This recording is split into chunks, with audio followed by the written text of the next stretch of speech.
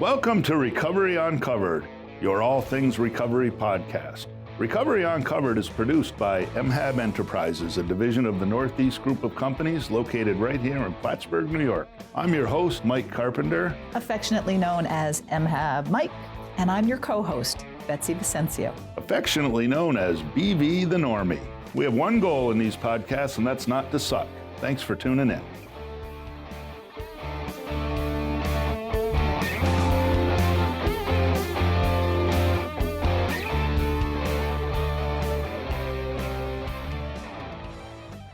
Hello, everybody, and welcome to our podcast, Women in Recovery.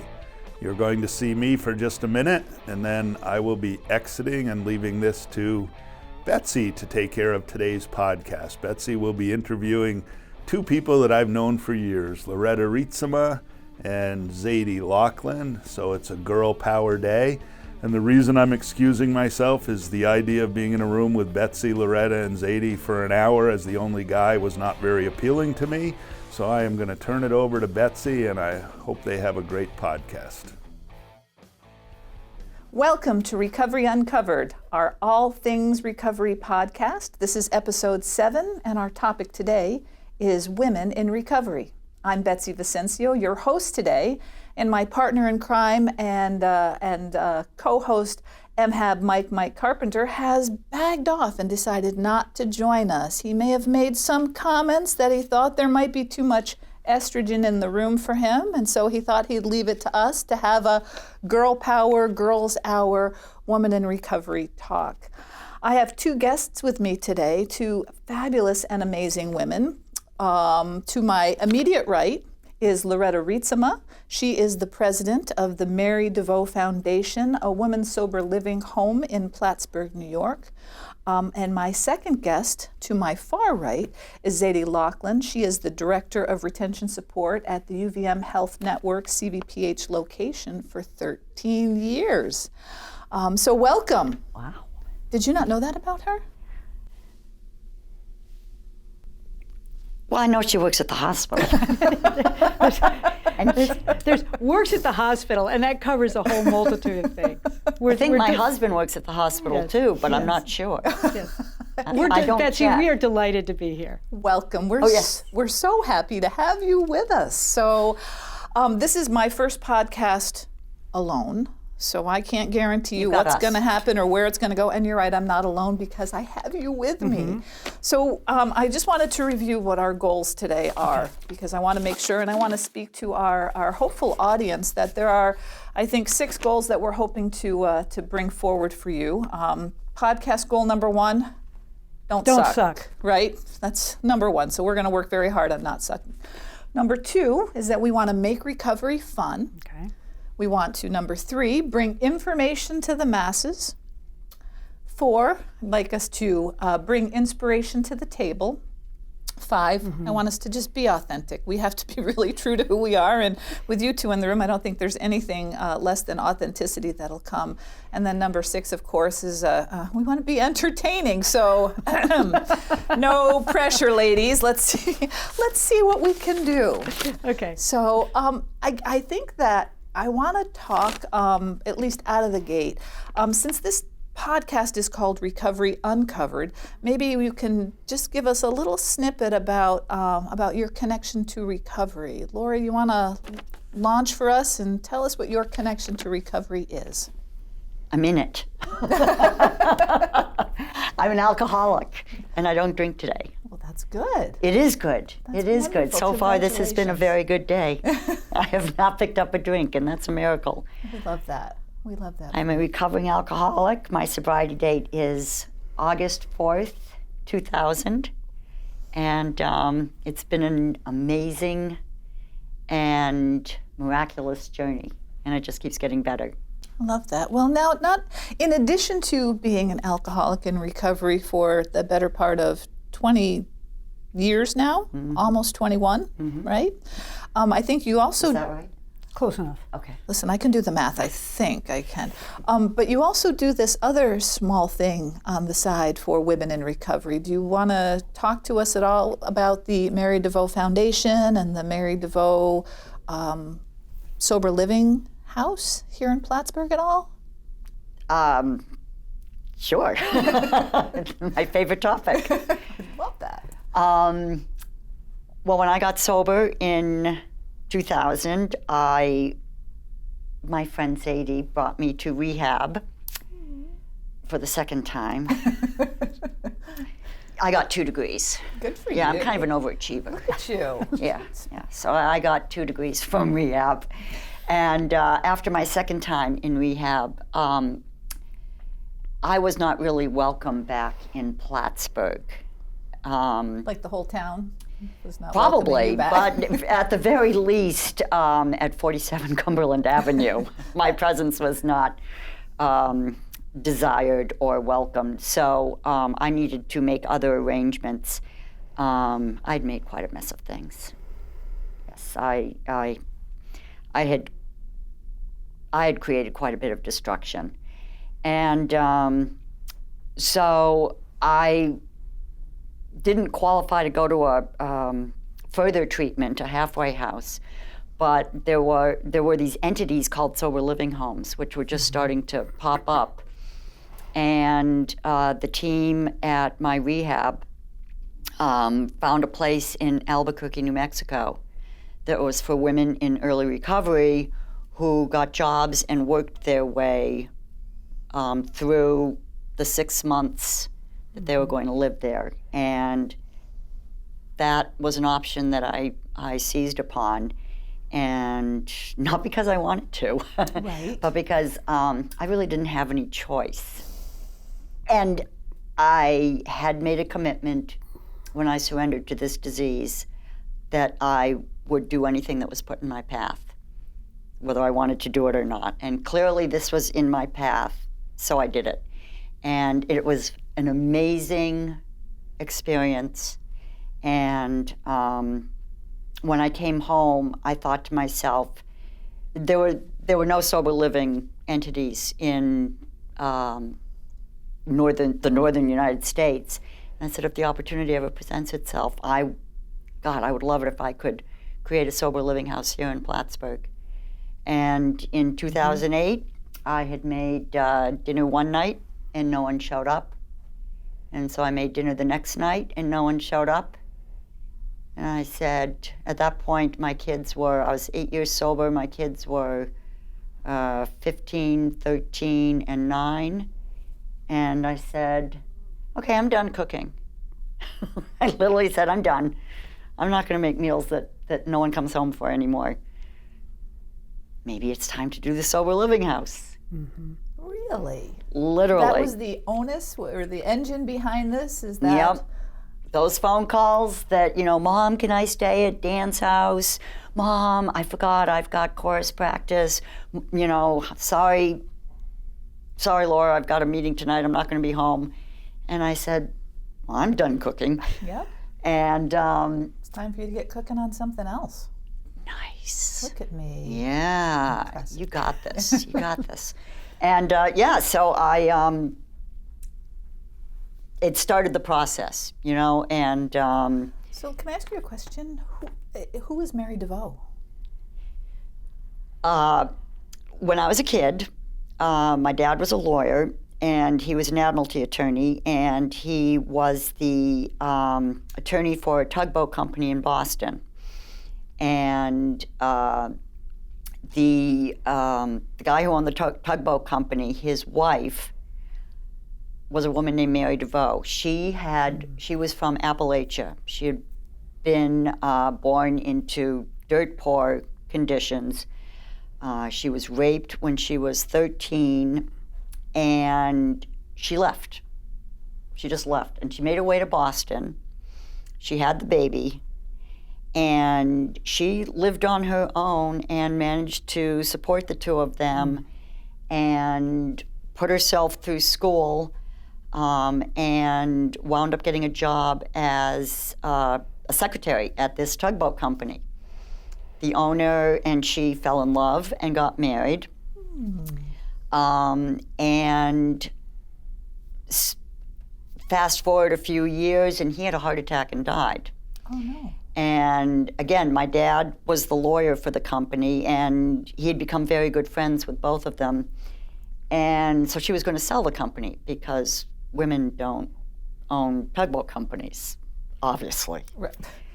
And my dad said, Mary, you're the brains behind this operation. You can do this. And if you hold on to this, you are going to retire from this company a millionaire many times over. And I will be by your side to make sure legally that any obstacles are swept out of the way. So she did.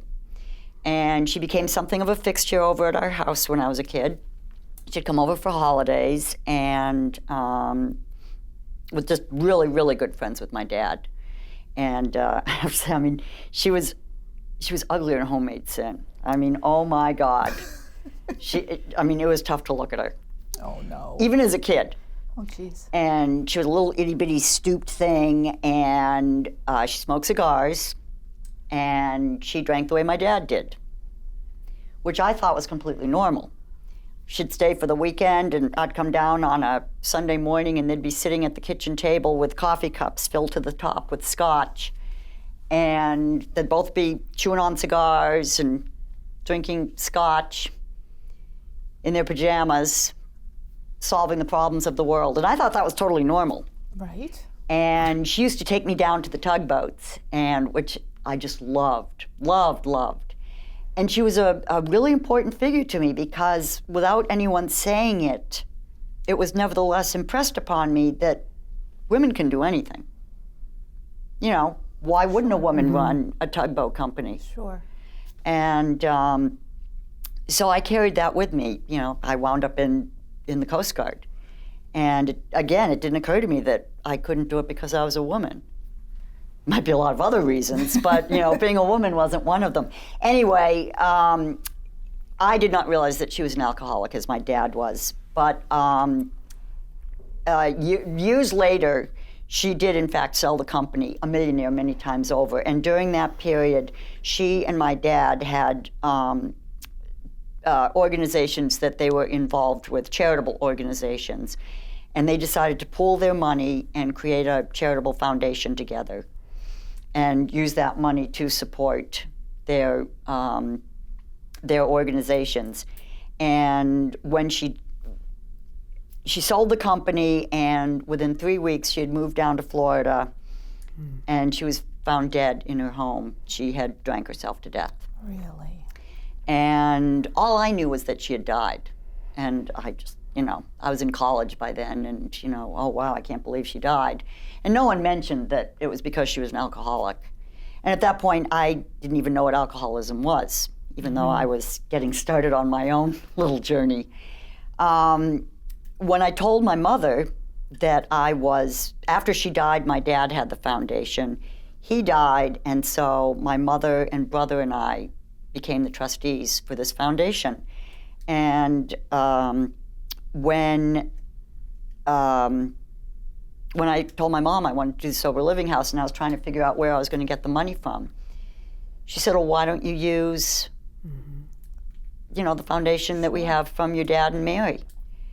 And I was like, can I? And she said, I think it would be an incredible tribute to Mary since she was an alcoholic. Right. What?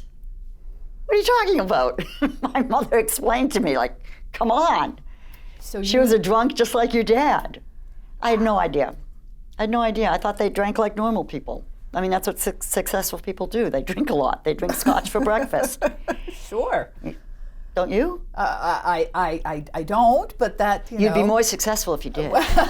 I'll see if I can add that to my list Yeah, of just things to try out. Just ask Mike. Oh. No, so anyway, so that is where I have been able to get the funding to support this project.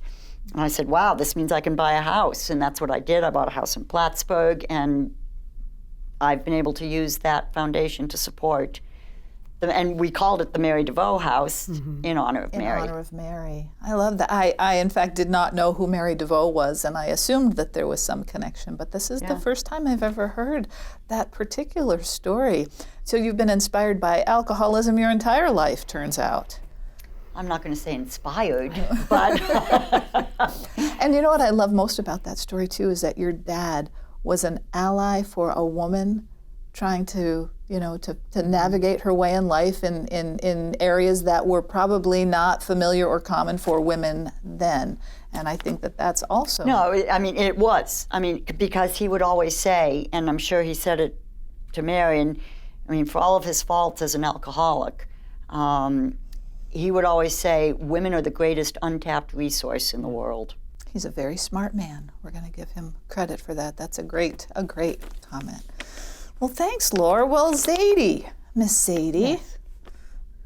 how about your... Isn't she beautiful? She is. She's fabulous. I know. Shucks. Aw, shucks. So my connection to Yes. alcoholism? Well, your connection to recovery, I To think, is what I'm recovery looking... comes from my connection to alcoholism. I married alcoholism, and when my alcoholic told me 18 years ago, I'm an alcoholic, I fortunately had very close friends, one in particular, namely Lori's husband, Wouter, who said, Zadie, come with me, we're going to a meeting. And that was on a Wednesday or a Tuesday night, maybe that was Monday night. It was Labor Day weekend, Monday night, when you guys came over.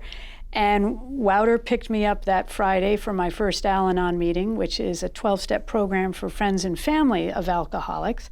And I have been in Al-Anon for 17 and a half, almost 18 years since that Friday night, all that many years ago.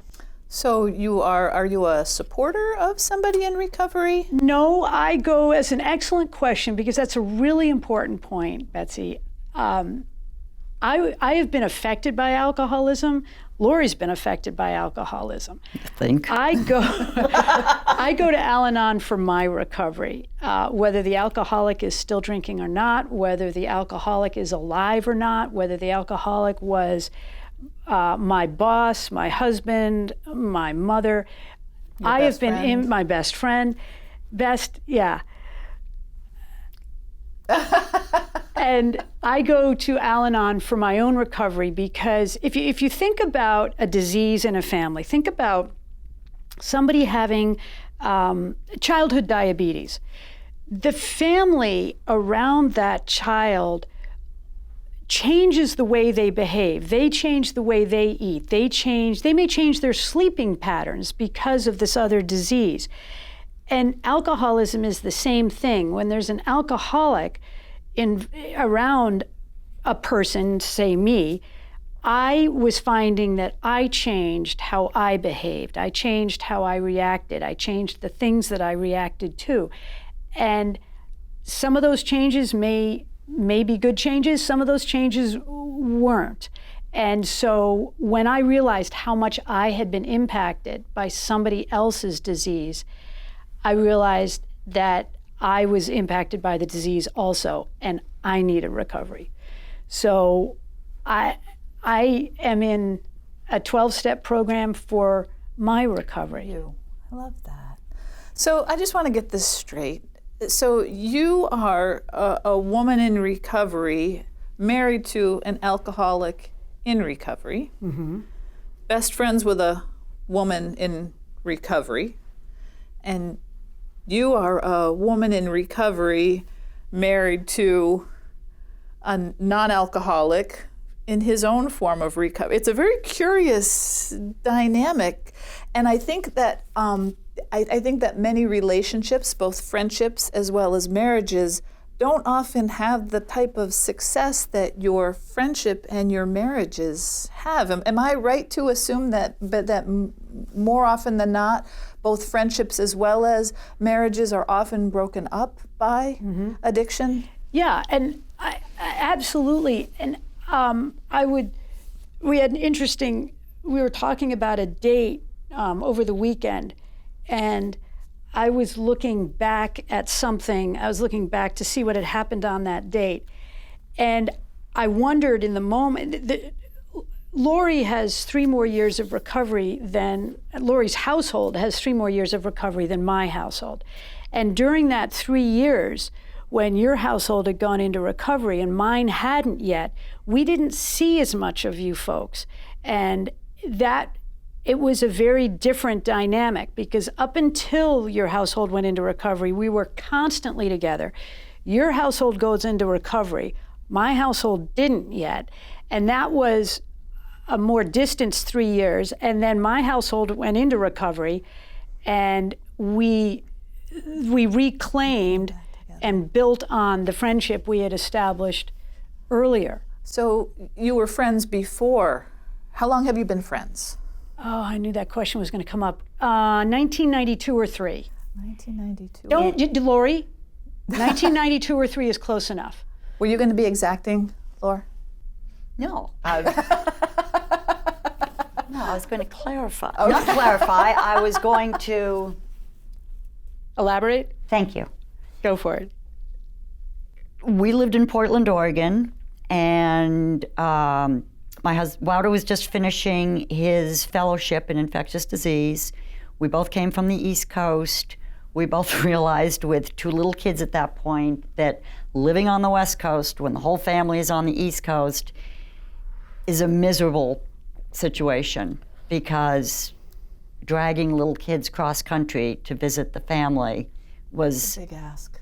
Oh, it you know, everyone always got sick. Everyone's schedules were a mess. It was just, it was really rough. And we missed the East Coast. We wanted to go back home. And it's funny, I think there's something about being East Coast people yeah. that it, you know, as beautiful as the West is, there is really something So very different. Comforting for me about being Yep, in the I East, agree. yeah. I agree. So Wouter was literally going through the medical journals under the employment opportunities, and there was one for Plattsburgh, New York. I'd never heard of Plattsburgh. I didn't think there was really anything north of Albany except Montreal. Yep.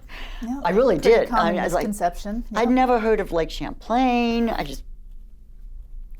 But you know, it was back east, and Wouter saw an ad at CVPH in Plattsburgh, New York, and the contact person was someone named Zadie Laughlin. And I thought, wow, that's an interesting name. He called her. Didn't realize. That's Yeah. right. Because And this you was were back- in, she you were in was the the physician. recruitment. Yeah, and this was before email was really in use, and so it was all phone call. It was Yeah. probably the New England Journal of Medicine, and it probably That's what it said was. 518-562-7441, although I think we had an 800 number. And I recruited Wouter, and Wait, I thought you recruited me. I'm getting there. And part all of about you, recruiting people to a community is helping their families assimilate. Because when you recruit someone to a community, that person goes to work, their life is all put together. It's very, you know, they drop into an organism that's moving, living, breathing, and it's families that we need to make sure that they find people they like, schools that they like to have their kids in, jobs, community organizations, whatever. And so a huge part of my job was, as physician recruiter, was the families. And so in the early days, and Lori and Wouter are extremely likable people. Yes, they are. I'll And- agree with that. As it's turned out over the years, but initially it was my job to make sure that this. She was paid to like me. Are you saying that out of the gate it was, you know, you didn't just instantly develop this Well, I think we instantaneous sort of friendship? did. Tell Betsy what your mom said. So well, actually, let me set the stage. So Lori and Wouter came out for the visit. Yes, The family. Lori. Oh, that's right, you're talking, aren't you? So they were out for the visit, and because they were here, and Larry and Joan, Larry came with you, right? Your parents, or was it just your My mom? parents came Drove up from up Boston. because to see their children and grandchildren. And this was at the old Howard Johnson's, and you can take it from there. We were sitting around, we were having breakfast at the old Howard Johnson. Yes. And I was coming to pick up Wouter to take him to the hospital for the day so that well, you'd you're- have okay, the car, so because my that was the mother- kind of so- thing I thought about. yeah, she's kind of a planner. Yeah, Love that about her. so do I. So I came into the Howard Johnson's, and your And mom so was, actually, you've got the wrong day. We were leaving. We were Oh, getting okay. ready to leave. So you were there to make sure that we actually got on the plane. You're done here. You're leaving now. Don't forget.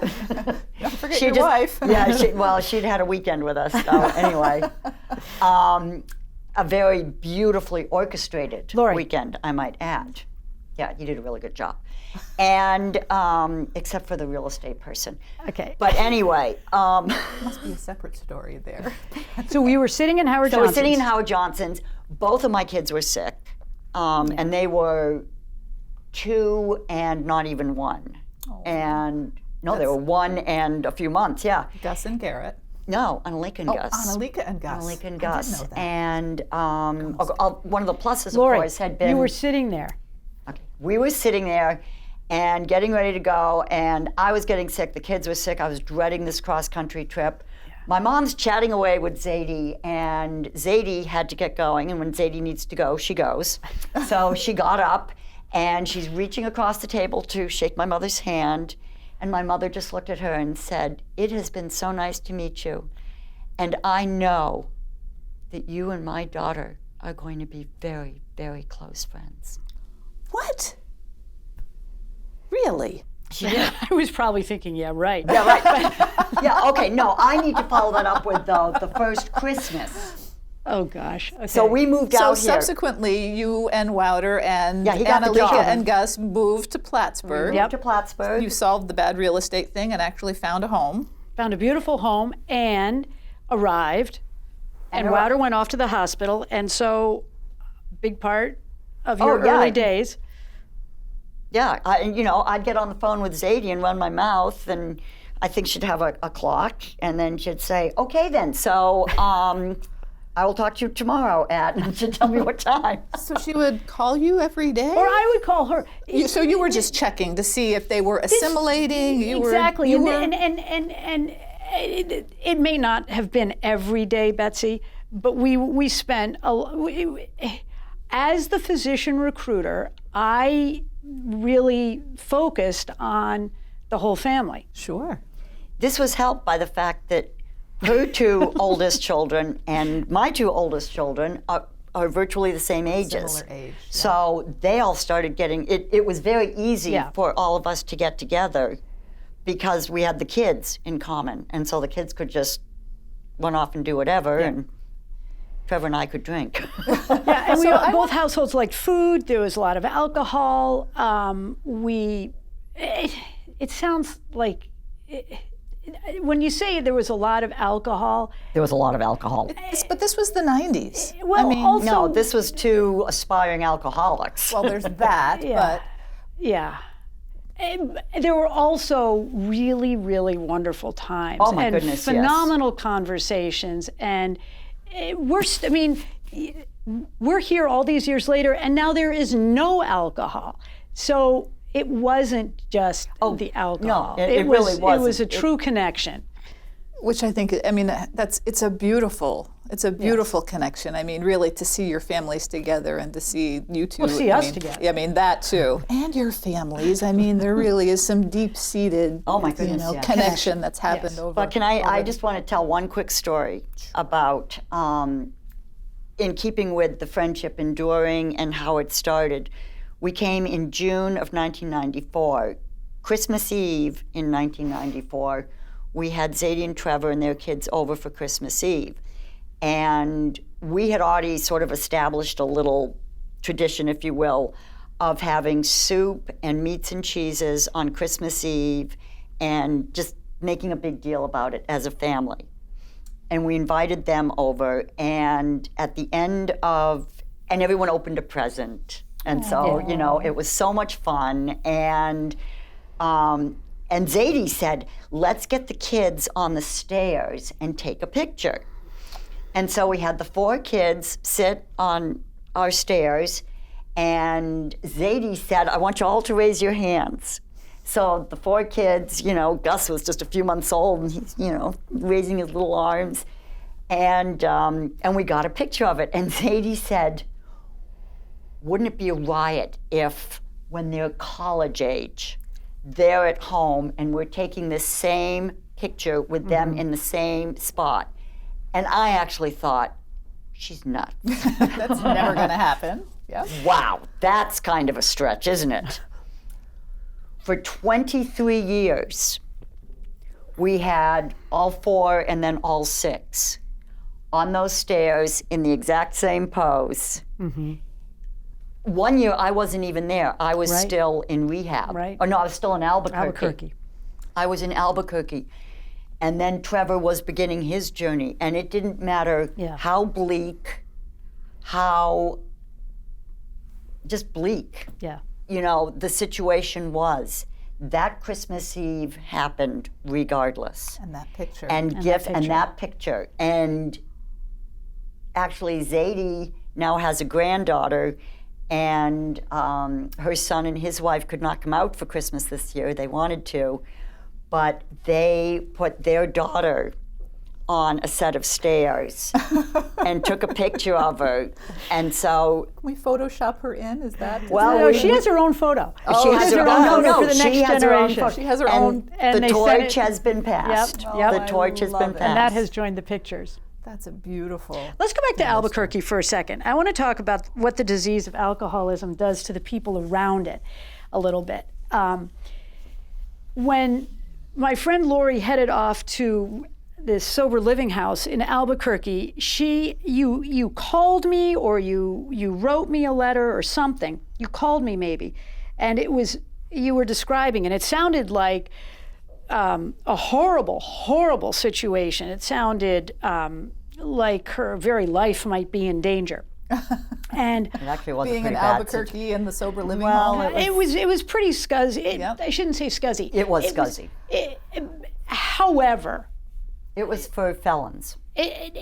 Lori, it obviously did the trick. It was where Oh, you needed yeah, to it be was where at I the was. time. But meanwhile, she is on the phone with me talking about this. And so what do? I think, how do I help her? Of course. How do I help her? This was before I was in my own 12-step program. And I remember I called, I got the street address and I looked up churches nearby, and I'm a Presbyterian. I called the nearest Presbyterian church and spoke to the minister and said, what do you know about this neighborhood? What can you tell me?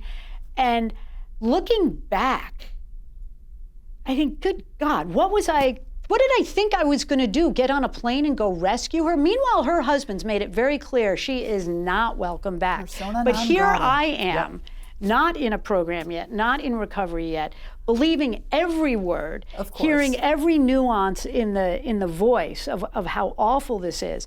And I look back on that and I think, wow, I have come a long way. Now, fast forward to my household going into recovery. So it was a Monday night, because it was Labor Day weekend. It's a Monday night that Lori and Wouter came over, and Trevor, it's no secret, he's an alcoholic. He said, I'm an alcoholic. And so they made a plan about getting to Who made meetings a and so plan? forth. Lori and Trevor and connected Lori with some men in recovery and made a plan for getting to a meeting the next day, so on and so forth.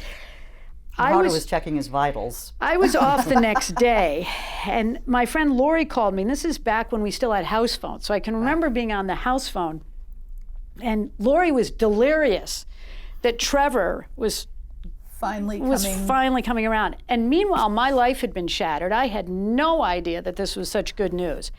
And I was like, no, we can't stop yet. Oh, okay. I was thinking, this woman is totally tone deaf. How can she be so? She was giggling. Trevor's, he's going to 12-step. This is so great. Your life is going to change. This is going to be so wonderful. You're just going to love it. This is great. And I'm thinking, I got 3 kids. I've got a part-time job. I've got my own business. What are you have no talking time for about? this. What are you talking about? And I look back and, spot on. And an extended family member. when she says that. There was the allegation that you were right? Is that what you like most about this? Yes. A friend of ours. Wait a minute, what was I again? Spot on, Laura. You were spot on. Touchdown. And you think about over generations. I was talking to our eldest last night, and our eldest was in 9th grade when our household went into recovery. And so old enough to know what it was like before recovery and old enough to really experience it and obviously experience it afterwards. And we were talking about the fact that an extended family member went to rehab about 3 weeks ago. And when Max was talking about how we have such an upbeat, we hear someone's going to rehab and we're like, yes, Hope it sticks, but this is really good. You know, it's not this Seeds will hanging. get planted. Yeah, it's not hanging crepe. It's not gloom and doom. It's not like, oh no, it's yeah. And I think about what it has meant. We were talking about our relationship, and yeah, it's a wonderful relationship. What's even more important is modeling for the long term, the planting of the seeds with now 6 children and now another child in another generation where you talk about alcoholism, you talk about the impact of alcoholism. You have deep, deep friendships that you talk things through. You go to a place, you go to these things called meetings, and it helps. Sure. Yeah. It is part of, I mean, this work that your families have done over all of these years, these conversations that continue, the fact that you've brought your families into the fold, they may have kind of been born into it, but they've been party to it, is all part of how we are going to eventually eradicate the stigma of the diseases that have plagued your families. It is really going to be generationally embedded in our children that there's no crime in being an alcoholic. Yeah. You may have had terrible behaviors that you've impacted your family, but it's not a crime. It's a disease. It's a disease. And with work, it is potentially fixable. You can get on a road where you can get your life back. So I just want to back up for a minute. And so here you are in the mid-90s, and you've established this kind of friendship. Your families have gotten connected. Who was the first person that said, Houston, we have a problem here? I mean, it wasn't me. who was that the first one? intervention? Gosh, I get your two Wouter trips mixed said up. to me, I don't know if you ever said anything to Trevor, but Wouter said to me, we were driving to Hull to visit my parents, and it was after Garrett was born, our third, and all of a sudden, Wouter said, Lord, I think you're drinking too much. And I thought I had a heart attack. But like, really? Well, yeah, I guess maybe I guess we have been drinking, a lot lately. So, you know what, let's just stop. Inside, I'm just, what the hell is he talking about? So you're just in a random car ride, and there's nothing inter-friendship and was there any conversation happening between you and Wouter? No. It was just Wouter saying, honey, I think you're drinking too much. And it wasn't even honey. Yeah. So, which began oh my God, it took almost 3 years.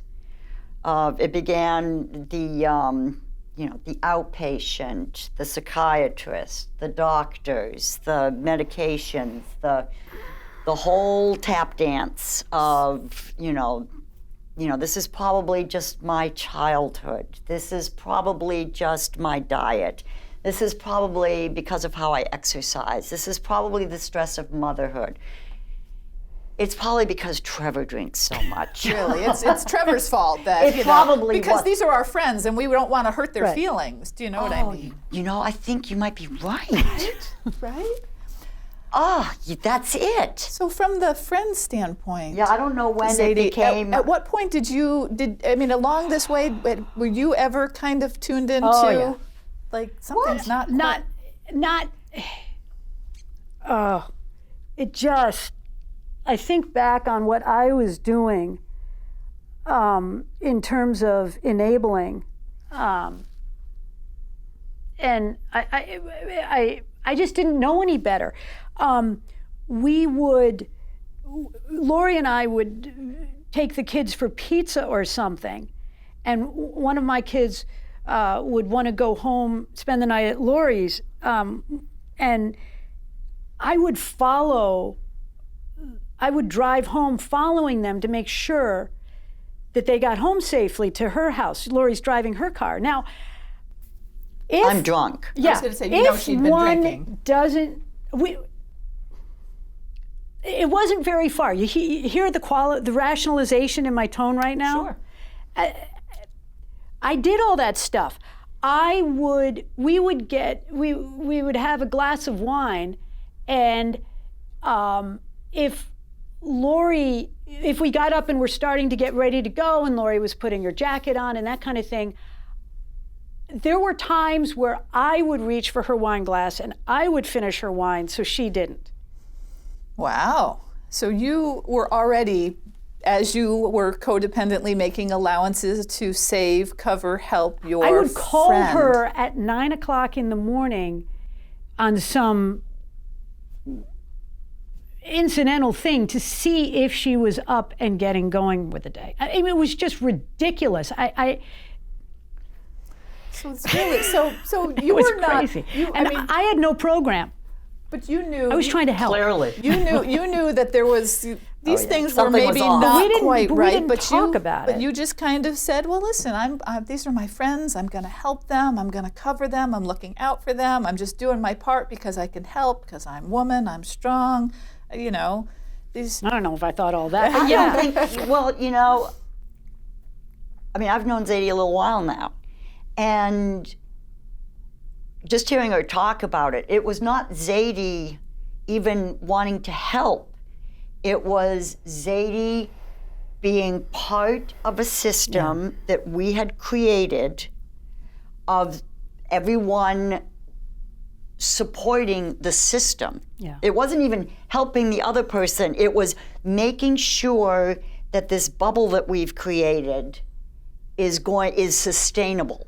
So you're And calling so- the system your families, but Yeah, this the two interdependence families. of this kind of, we know that there is behavior that's potentially dangerous, but we're going to protect our infrastructure, we're going to protect our I don't think it even came to dangerous. Yeah, I It was gonna just- say. Yeah, it wasn't dangerous. I didn't want to, Betsy, I couldn't make the connection that it was dangerous because if I made the connection, if I used the word dangerous, then I'd have to do something about it. So there's a whole bunch of words you can't use in those situations. So at what point did the conversation amongst the system, so outside of just you and Wouter, at what point did the conversations begin to bubble up amidst the friendship? And did that did that create trouble in paradise, or did that then open up a whole new world for your friendship, your familial friendships? Well, again, I mean, when the first time I went to rehab, and you were talking about the stigma of alcoholism, Wouter and I sure as hell weren't talking about my struggles with trying to, I wasn't trying to stop drinking, because who wants to stop drinking? That's silly. Right. But trying to get my drinking under control. And we didn't talk about that to anyone. So you didn't know? Did you know? Of course she knew, but she didn't acknowledge it. There's a big difference. You're absolutely right. She's spot on again. There's knowing and there's acknowledging. And what would have Love that. happened? What would have happened? Lori, spot on. Twice in one And what would have conversation. happened if I'd acknowledged it? I don't know.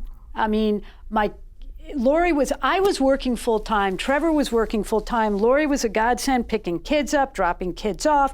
We had a system. We had a system. And everyone just, We had there our was roles. a tacit, yes. We had our roles. And there was a tacit agreement that we were all going to do whatever it took to keep the system moving. as we knew it. And Because we yes, didn't know. and We didn't. So yeah, it didn't. So, So, of course we didn't. Did I talk. take you to rehab the first time or the second No, time? You the went in first an time I ambulance. went to rehab was I called Zadie up at work, and Oh, yes. in Okay. retrospect, I know what I was wearing that day. and I'll let you take over because at some level, I knew that I just couldn't get this drinking. I didn't know what to do, and I had never talked about my drinking with Zadie, ever, because So you called me up at work. called her up at work, and in the 15 minutes or maybe 10 that I was talking to her, I drank a quart of vodka. what? A quart. So you called her that day to say the morning. to say weekday. you were going to In the rehab? No, just to chat. Oh. Just to chat. Just to chat. And seriously, just to chat. clearly something inside of me was screaming for help. Did you know And she I- was? After that, I don't really remember. So And she so I remember a little bit about the conversation. I remember that I could hear Lori going downhill during the conversation. And so I went over to Wouter's office, and, you know, again, no discussion of alcoholism. Didn't use the word alcohol. I said, I think something may be wrong. I'm going to your house. And I don't remember his reply because frankly, I was so focused on the alcoholic. And I drove down to your house, and I remember sitting next to you. I have no recollection of this. And Wouter came home a bit after that, probably fairly promptly. And and then I went back to work, and then the next thing I knew,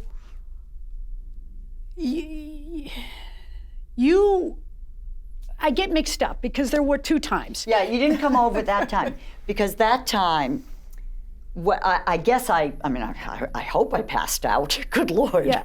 But at some point, I was aware that Wouter and Trevor were there. Oh, right. And as I became aware of what was going on, Wouter said, "You're going to rehab." I'd never heard of rehab.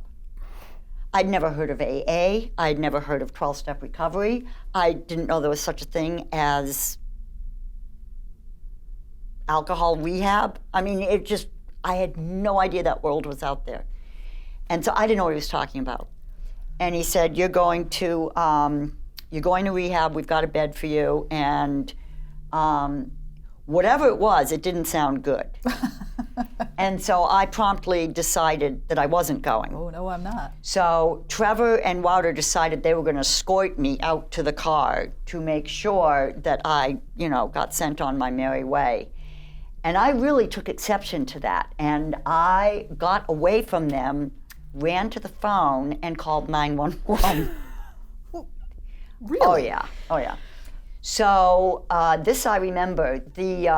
All of a sudden the cops are there, and I'm a quart of vodka in, and they're attacking me. Oh yeah. In your mind. Well, whatever. Who the hell? I was out of my mind. There was no in my mind at that point. The next thing I remember is that I was in the back of the squad car, and I was looking out the back window, and Trevor and Wouter are standing on the porch. Bye!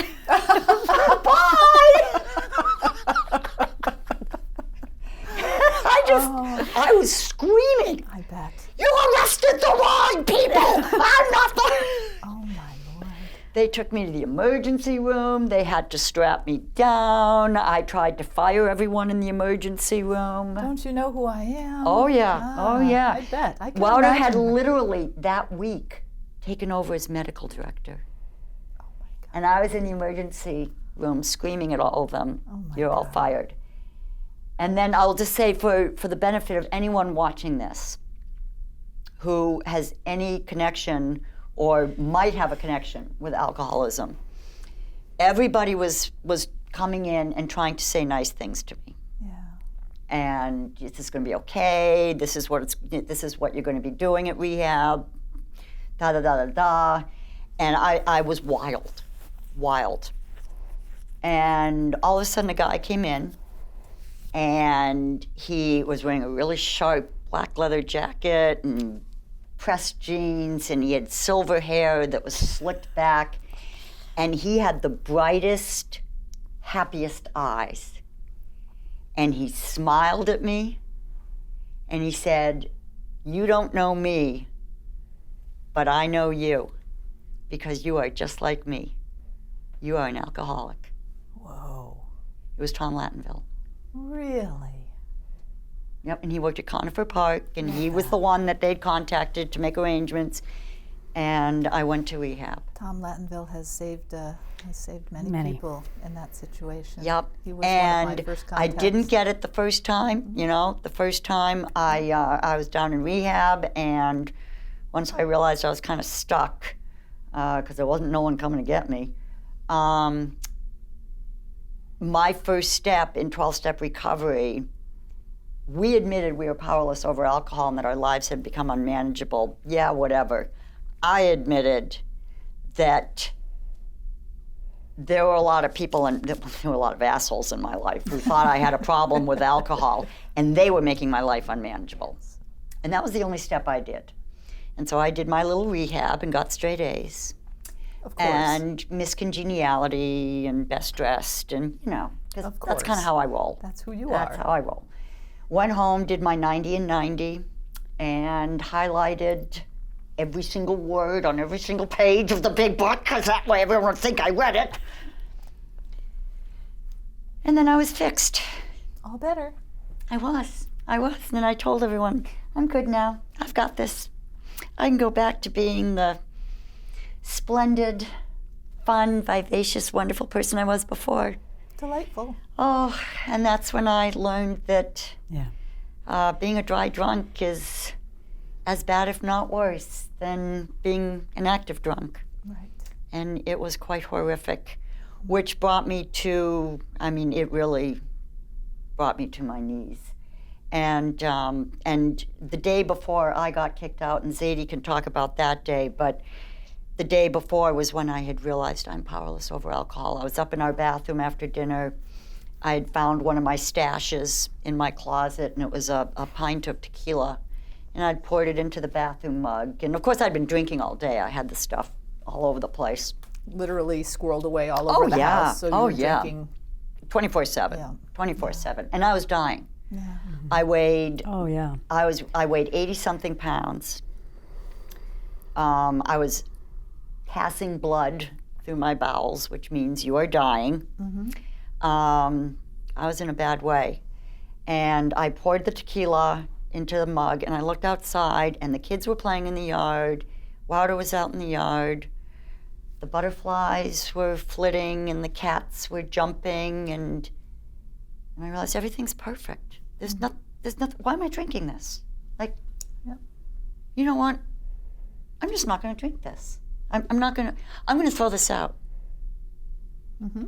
Yeah, because I don't need this. I'm going to throw this out. Look at my life. Yeah, I'm going to throw this out. Yeah, I'm going to throw this out. Did I tell you I'm going to throw this out? You did. Yeah. Yeah, because it's just, I'm just going to throw it out. Couldn't do it.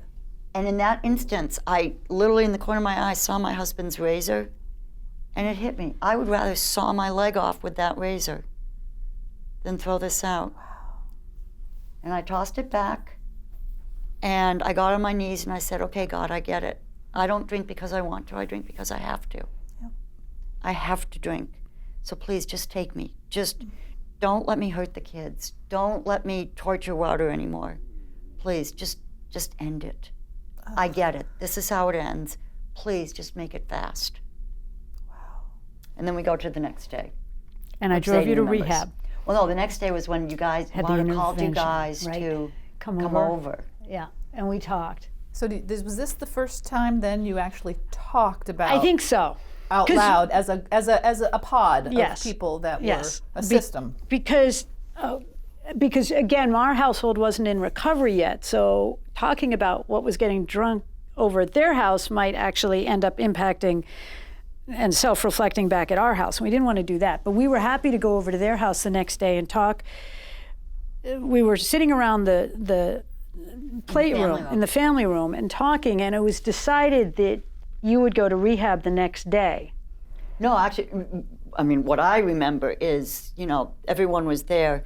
We had a babysitter who, right. I came home from running errands, running into the back of my van and tossing back God knows how much, and came into the kitchen, and I was just wasted. And our babysitter, who knew that, I'm supposed to be sober, because supposedly I was in recovery, right? And That's right. and I was screaming at the kids, and I was a nightmare. And she, God love her, she saved my life. She called Wouter and she said, I need to come up to your office and talk to you. And she drove up to his office and she said, Lori's drinking, and I'm afraid she's going to hurt the kids. And that's when Wouter snapped. That's when his blinders came off. Yep. And he said, I'm done. yeah. I'm done. So, And that's when he called Zadie and them over. And Wouter, though, said, "You're gone. I don't want you to ever darken this doorstep again." he was completely done at that Yeah, point. and it informed me that he was already in communication with a lawyer about getting a divorce. And, I was not allowed back at the house. I better not go to the schools. I better not go to the play. You do not come anywhere near these children. Wow. I can't do anything about you, but you are not going to destroy my children. Wow. And they were all there, and I remember loving, supportive. I think Zadie was trying to say, what he means is that he loves you so much that... And we drove down to Conifer Park the next day because yeah. Wouter said, "You figure out how to get to Conifer." So, I'll take care. I'll do that. I'll take her. And the whole time we held hands driving down the Northway. And I think part of me was afraid she was going to open the door and pop out. I don't know. But I don't think I was holding her hand out of love. I think I was holding her hand just to, got to keep a grip on this situation here, literally. And dropped her off. And then this time. The night I was kicked out was when the miracle happened for me. I mean, I was driving down Route 9. Sun was coming up, or the moon was coming up over the lake, and I heard that little voice in my head from meetings, the few meetings I'd been to, that anything you put in front of your recovery, you're going to lose. Mm-hmm. And I just said, okay, then, well, that's what's happened. I've lost it all. And I guess this is when it's all supposed to end. And out of nowhere, it was truly like a wind blew through my van. And I wanted to live. For the first time since I was a young child, all I could think was that I wanted to live. And I just said out loud, okay, God, I get it. I get it. I can't drink ever again. I get it. But I can't not drink. I get that too. God, please let me live, and I will go anywhere. I will do anything that you put in my path. I will move to Nepal and live on a mountaintop and raise sheep and knit and be a nun. If that'll stop me from drinking. Yeah, because that was the me. worst thing I could think of at the time. Right. But please, and Nepal I found doesn't sound that bad, does it? No. I don't think Nepal sounds kind of cool, but maybe not the knitting, but I don't know. and the being a nun. The nun part. Yeah, that might be- Anyway, that was the best I could do. I was drunk. Anyway, I found a motel, and first thing in the morning, I had one phone number in my wallet, and it was Tom Lattenville's. And I called him up, and I was hysterical. I think I need to go back to rehab. And all I heard on the other end of the phone was laughing. Right. And Tom said, "You think?" And Zadie brought me to rehab, but I had surrendered. So the joy of recovery came. It's a message that clearly when, and now we fast forward a bunch of years when Trevor decides that or you decide Not a for bunch of him. years. No. He decided, and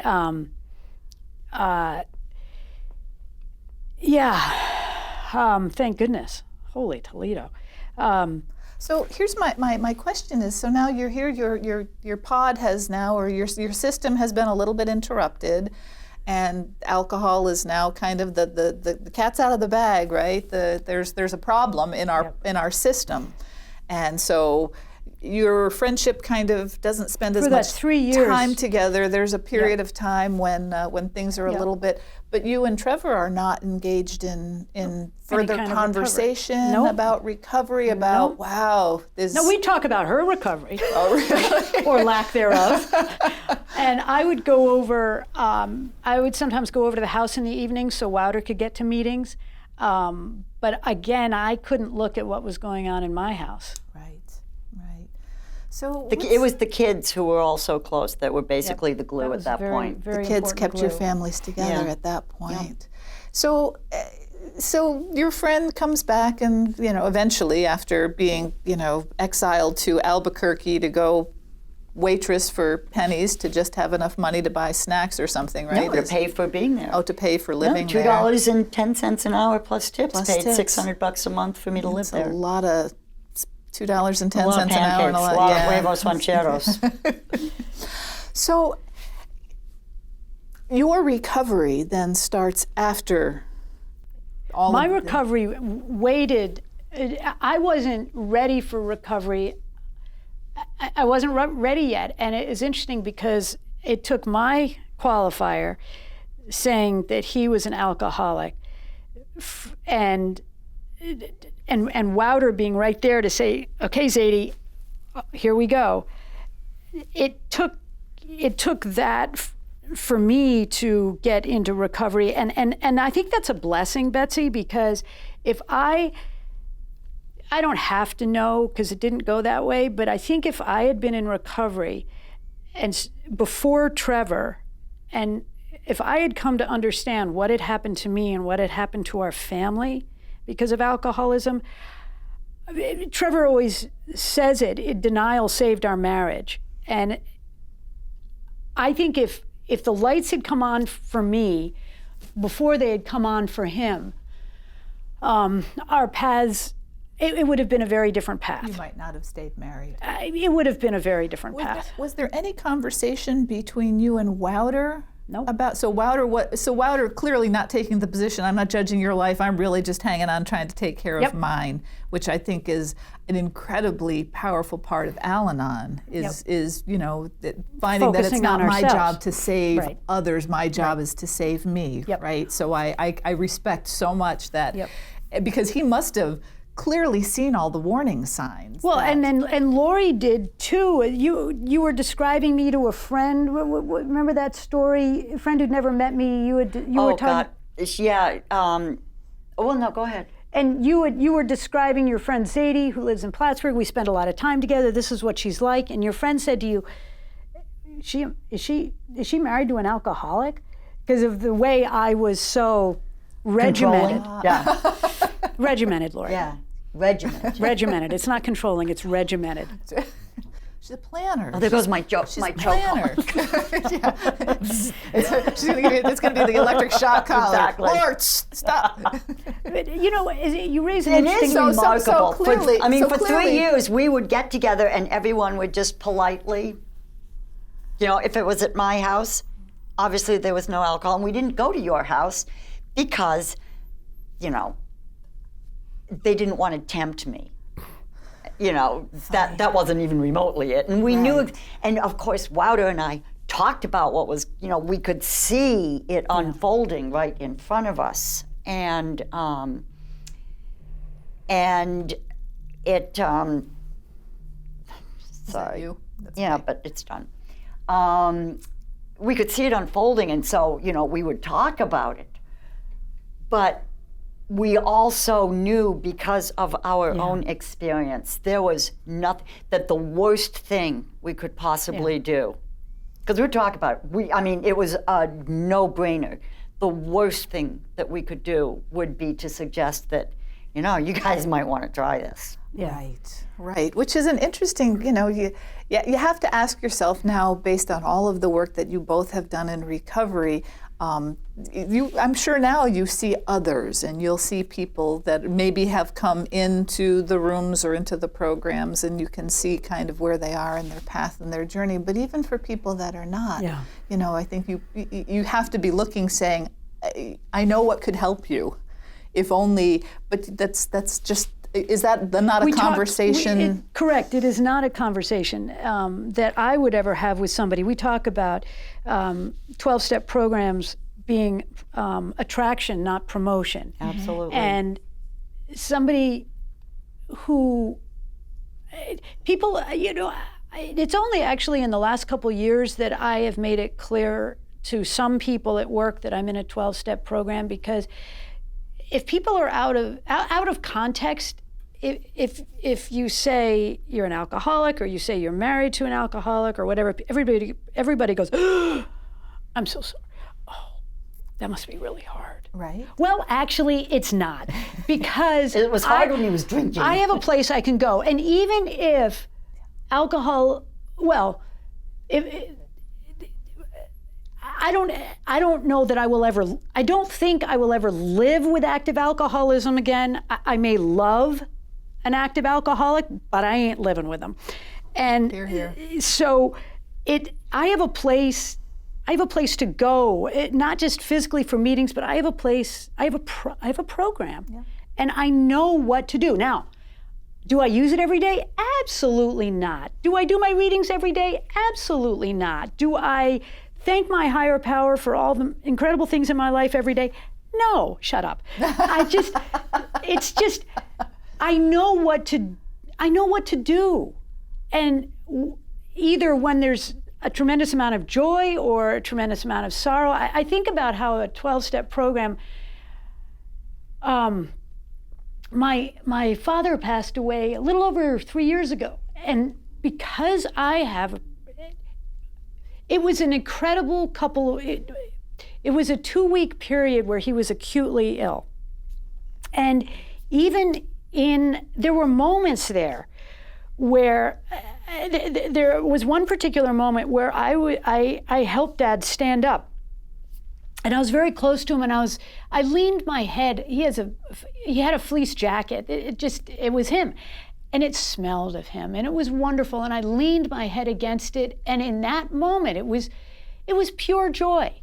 We knew what was going on, but because I had a program that teaches me to be in the moment and to see what is right here in front of me, I was able so many times. There are so many times when I can enjoy what's right here. And that's one of the many gifts of the program. So I don't know how I got onto that, but recovery isn't about, it's about relationships. It's not about relationships with an alcoholic or addict. It's about my relationship with the world. And I am a better parent. I'm a way better friend. I am a better colleague. I am a better spouse. I am, there's so many things everything, not so many things, every single thing in my life is enriched. Through recovery. I think that you were coming back at this. You're not necessarily openly sharing at work that I'm in a program of any kind, because there is still this kind Stigma. of the stigma. People are just looking at you like, poor you. Yeah. And yet what you're saying is that, no, man, I'm not poor I'm me. one of the lucky ones. I have this life because I'm in recovery. I have this joy for life. I have this opportunity for life because I have recovery, and I have a foundation that raises me up. So not poor me, If you need it, you can have this too. It's your bunny, not It's interesting. I have a really good friend of mine who is. She is off on a life journey right now with a man who's in recovery, and she's not. And she said, so she always calls and she says, so tell me, what can I do to navigate this life with this man? He's very connected to his recovery community. She's not in recovery. I said, I don't know much about much. Except we can talk about, here are some of the things that have to do with living with an alcoholic, and what I know about an alcoholic in recovery. I said, but more importantly, what are you doing for you? What foundation, what program are you putting around you? Have you considered finding a support system that helps you understand the you side of this equation? Yes. And I hope she finds her way. So I think I'm asking you, Zadie, advice you have for people that are, if advice is the right word, is there something that you recommend for people that are living with somebody with addiction issues or alcoholism? Or are you saying that this is a what's the word when a path has to kind of take its own way? Just as with active alcoholism, when you're in the family situation, a couple of things. How has what you've done so far worked for you? Mm-hmm. And probably isn't working all that well, because here you are in this situation of not knowing where to turn. And thinking about our best thinking got us here. I mean, believing that I can have some impact on somebody else's behavior through controlling the behavior is, I didn't cause it. I can't control it. I can't cure it. It took a tremendous amount for me to actually turn the focus on myself, because it was always about the others. Somebody else's problem. And I tell newcomers and anybody, and I tell myself, the good news, again, I go to Al-Anon, the good news about Al-Anon is it's all about me. The bad news about Al-Anon, it's all about me. Right. That's the two sides of recovery. Yeah. It's I think one of the conversations that we had earlier, we were talking here amidst the crew, our podcast crew, fabulous podcast crew, Telly and Bryn. We're talking about all the things you want for your kids as they're growing up, and especially those of us that have been impacted by alcohol. You don't want your kid to suffer from ADHD. You don't want your kid to struggle academically. You don't want your kid to not have friends when they're growing up. But all the things you really don't want for them is you don't want them to have alcoholism or addiction, because it's a life sentence, right? No. Yeah, I'm with you, Lori. You say No, it's not a life God, sentence. no. Well, but it's a life. Being an alcoholic is the best thing that ever happened to me. Really? Oh my God, yes. It has. And my dad, who was an alcoholic, was so proud of my recovery and so grateful. And he would always tell me, "You are the first one in Because either." he never. Oh God, no. He always said, "You're the first one in the family who ever had the balls to do it." Wow. And he said, "You finally, from both families, your mother's and mine, you are the first one to break the cycle. You are breaking the cycle." I love that. And he just said, "I never had the balls to confront my demons." That's how he died, but I was with him, so it was all good. Great man. And Betsy, you just used But the word yeah, demons. if I hadn't been an alcoholic, I was still going to have grown up in that same household. Sure. I was still going to have grown up feeling like I wasn't smart enough. I mean, these are my issues, my causes and conditions. Not smart enough, not pretty enough, not good enough, not worthy enough, never enough. And what do I have to do to count and be enough? And I have to be bigger than life, and I have to manipulate, and I have to lie. You know what's amazing to me, Lori? I have to say. So I look at you from the outside in, and you are this amazing woman. You have this big, beautiful home. You were 10 years in the Coast Guard, giving your heart to your in service of your nation. And thank you for your service. No. And you're a graduate of Notre Dame. I mean, you are like in Bougieville. Like, how could you, of all women, And that not stuff, be enough? those were all props. Boy, They were wonderful props. Yeah. They were props that I hid behind. I never would have had to confront my demons if I did not have a disease that brought me to my knees. And I want to go back to the life sentence concept, which is what you're talking about, demons, life sentence.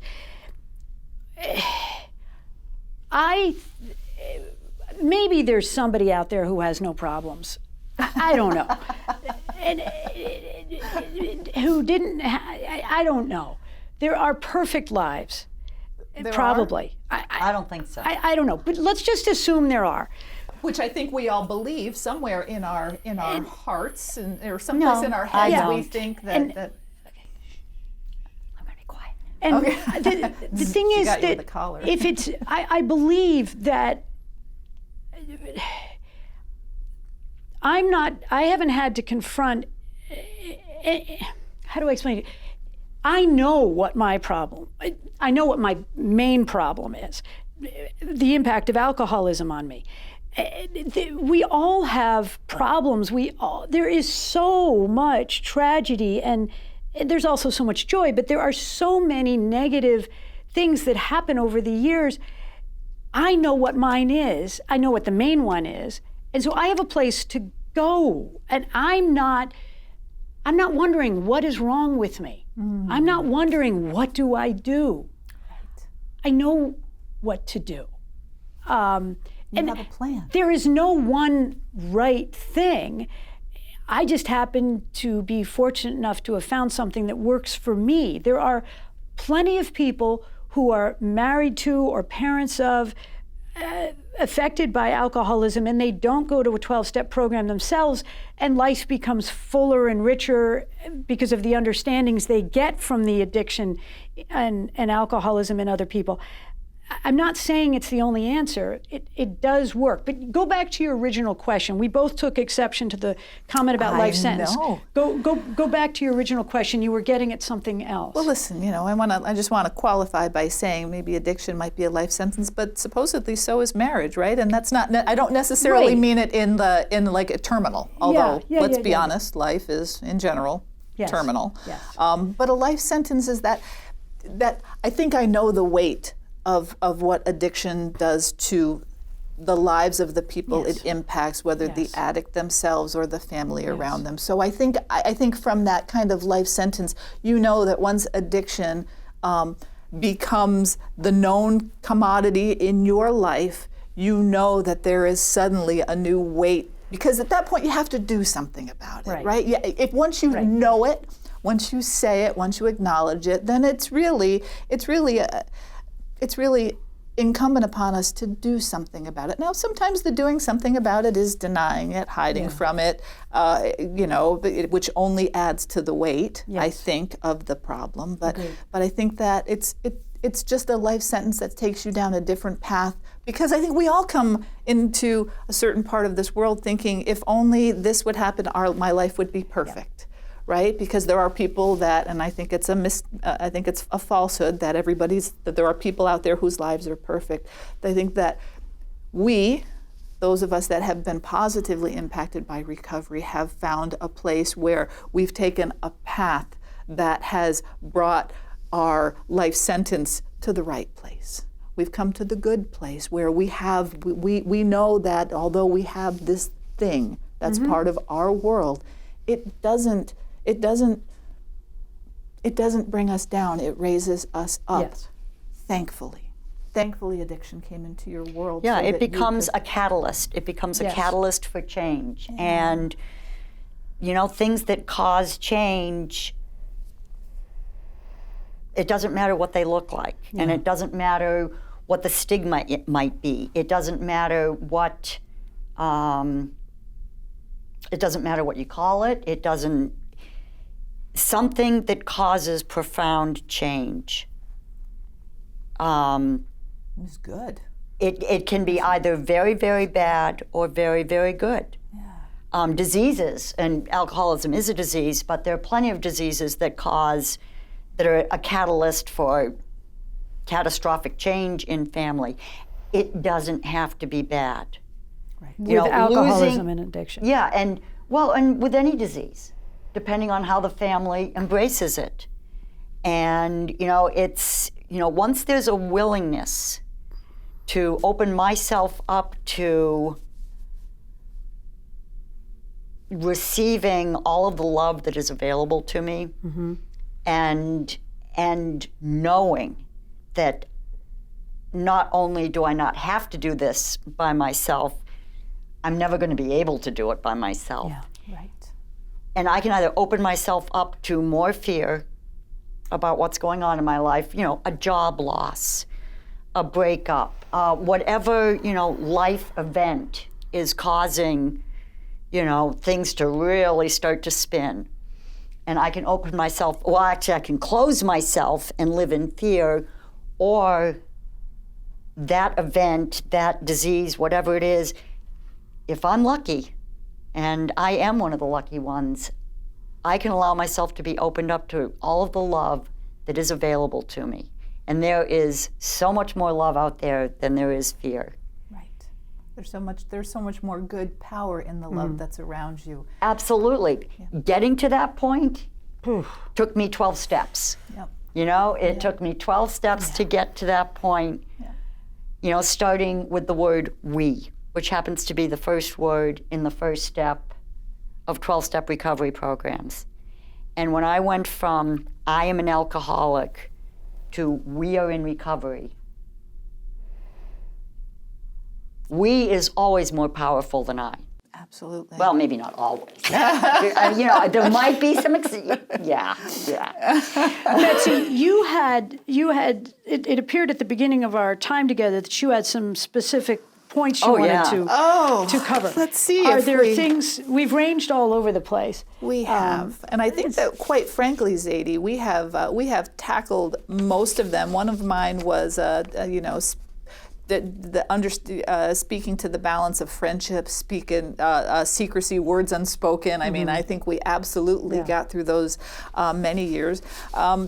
There was the piece about humility and recovery and dropping to your knees. And I think, quite frankly, Mike said, ask Lori about when she really got humility. And so I think that was round 2, if I'm not mistaken. Yes. And for the record, Mike, who's not here to join us, wanted me to remind you, Lori, that he's got 10 more years in recovery than you do. So for whatever that's worth, that one's for you, Mike. We also discussed the challenges. I'm going to try to think about the time that everyone in the rooms had to take him out into the parking lot to sort of set him straight on things. And he wasn't drinking then, but as I recall, life wasn't really great yet. I wonder if he counts those years as being in but whatever. Yeah. Recovery's not a competition. By the way. Who said that? Next point. Next point. So my other things were about challenges for couples, one in recovery and one not. Many people don't make it. And I love it that your friendship and your marriages all work in, it's an interesting circle from where you met to where you are today. Oh, it's a beautiful story. It is. And then the other piece was, I look at you two women, and so I mean, none of us are, or at least I'm not originally from here, you're not originally from here, and neither are you. And we've met over the past 20 some odd years, on again, off again, some through children. And, I've always looked up to and admired both of you women so much for the things that you do in your life, really the families that you have. I mean, your children are all amazing and profound and just really great people. Betsy. They Betsy. are. Your daughter, Zadie, in Betsy. fact, she's just, yes. They're kids, and they're young adults. Well, it's sufficient unto the day. For today, everybody is accounted for, and everybody's healthy. And this is my view, so okay, I get to yes, have mine. Stop qualifying. Betsy, you are absolutely right. This is my vision. So I know your children. They are bright, just beautiful children with just, I think, a wonderful view on their own life and the world around them. And I think that that's because of who you are, the people you are. And had I not been privileged enough to know a little bit about from where you've all come, one of my notes says these two women from these very bougie backgrounds and their life is perfect. In my mind, knowing you then and knowing you now, I thought you were perfect, and now I just think you're fabulous. And it doesn't have to be perfect to be fabulous. So I am grateful to know both of you. I'm grateful to know the path and the story. You are still, even if you're not perfect, you're still an inspiration to me and I think many people around you. So I am just eternally grateful for your friendship and getting to share some time and space with all of you. So I think that we should maybe consider wrapping up. This has been Recovery Uncovered. I hope we've uncovered a few things for you all and brought shed some light, opened some eyes, and shared some stories so that we can all feel connected through life. So thank you, Lori and Zadie, for joining me today. We really appreciate you being here and telling your stories. And thank you to everybody who's going to watch this podcast. This is important stuff, and you guys at MHAB are doing amazing work, and it's really important work. We are. Thank you. You're welcome. You're welcome. Thanks again. Recovery Uncovered out.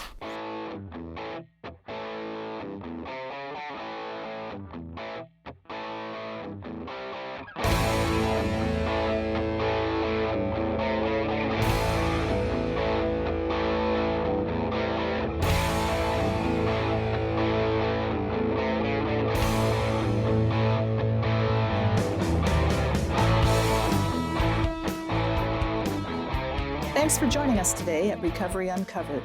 No matter where you are in your recovery journey, or if you're supporting the recovery journey of a loved one, just know today is the first day of the rest of your life.